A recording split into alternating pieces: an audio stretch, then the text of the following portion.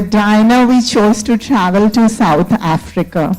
Now, South Africa, I think, sounds extremely exotic, and all of us, the moment we think of it, have mixed emotions.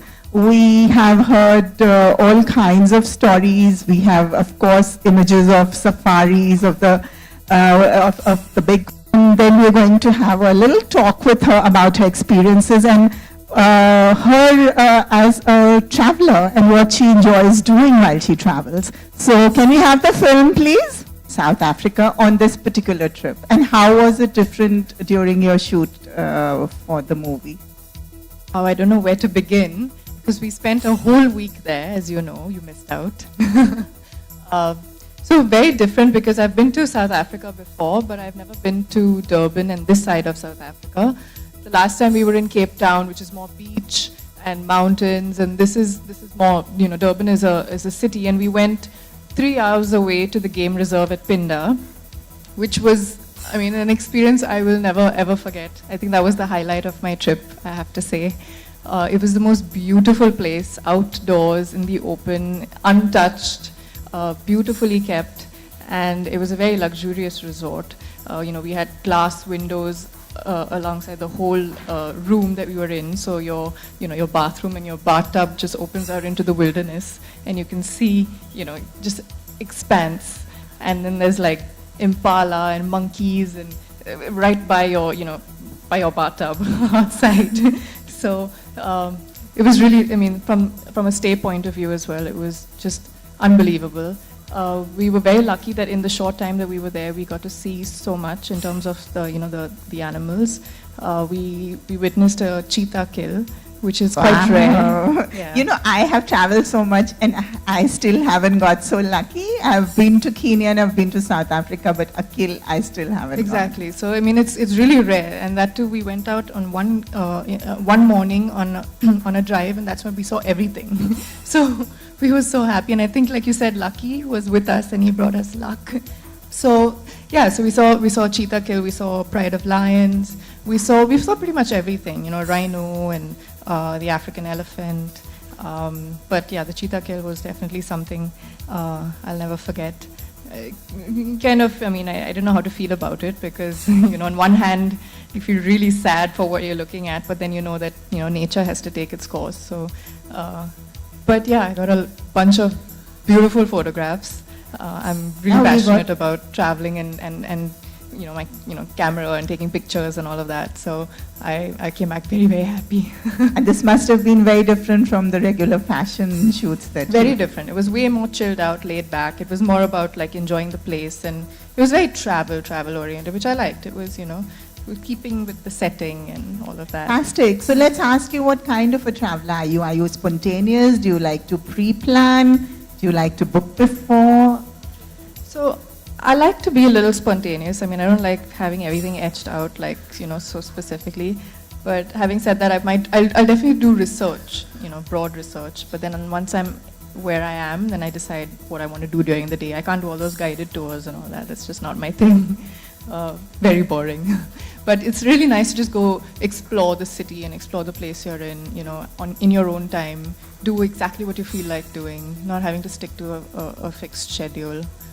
That's how I like to do it. Fantastic. So do you manage to take as many vacations as you would like to? I somehow manage to. I just like, I will do whatever it takes, but I will find a way to travel, at least twice a year, yeah. Is something on your wish list that you would want to do in 2015? Norway.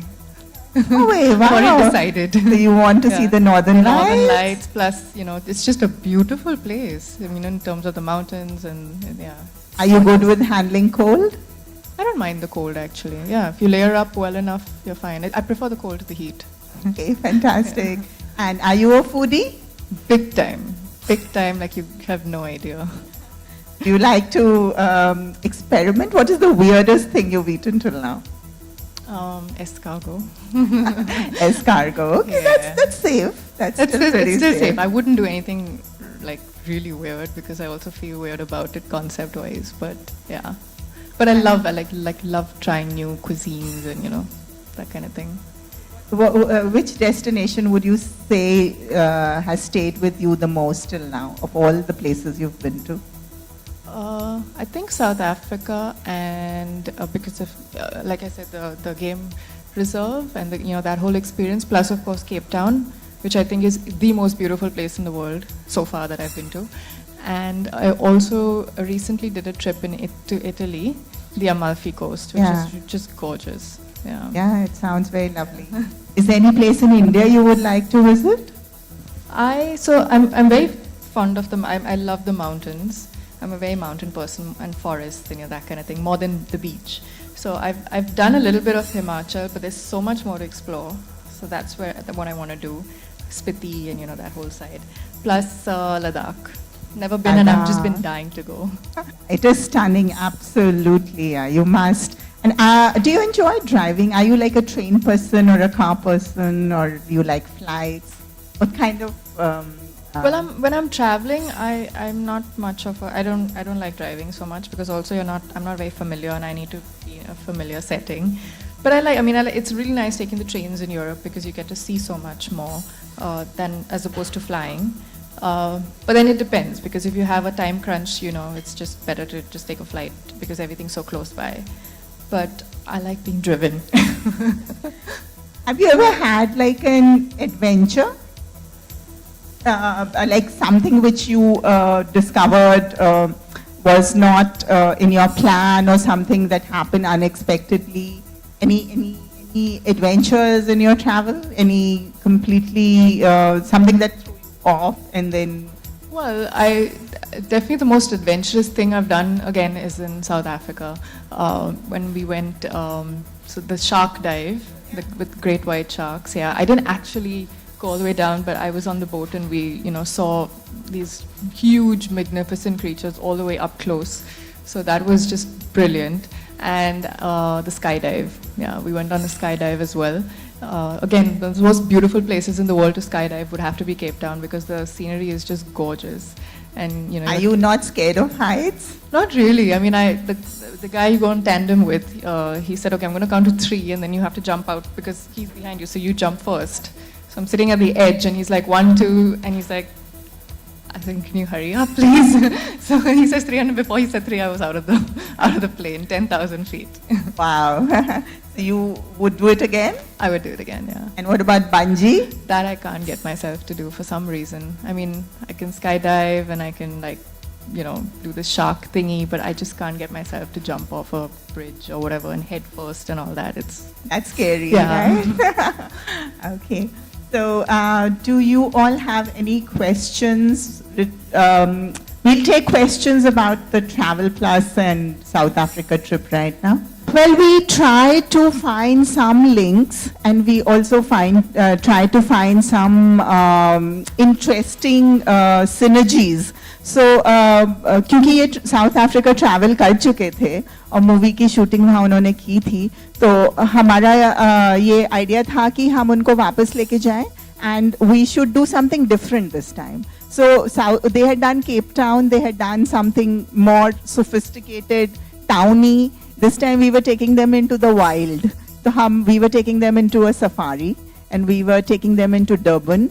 Both of these places were very different to Cape Town, where they had gone. So the idea was to revisit the place, but do something totally different, and then get something exciting out of it. So I think she did get a contrast, and she did get something very different. No, for sure, I completely agree, because like I said, Cape Town and Durban and the place we went to was completely different, landscape-wise, people-wise, and just the way life is. That was more beach, laid back, and this is more, big cities. So yeah, I definitely saw new things in the same country.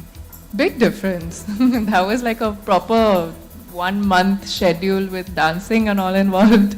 So this was more laid back, chilled out. We had just a few shots, and it was more about enjoying the place and enjoying the hospitality, which was just out of this world.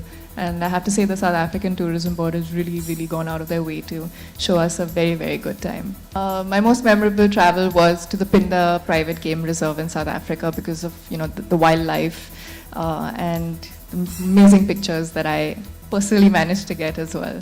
Who are your travel pals? Who do you travel with mostly, or you prefer going alone? So usually when I'm traveling on work, I either stay back a few days and look around myself, which is what I do a lot mostly. So yeah, I've maybe traveled a couple of times with my mom as well, and so yeah, I travel a lot by myself as well. When I was in Paris and New York modeling back in the day, I used to take off on the weekends and go to close by places and explore on my own. So I'm quite a lone traveler. Now, would you have any tips for girls who travel alone? Because increasingly in India, a lot of girls like to travel solo, but they are always a little worried about safety issues. So is there anything you could share with them? Even one thing, if you travel alone, what should you keep in mind, or how to sort of make the most of it?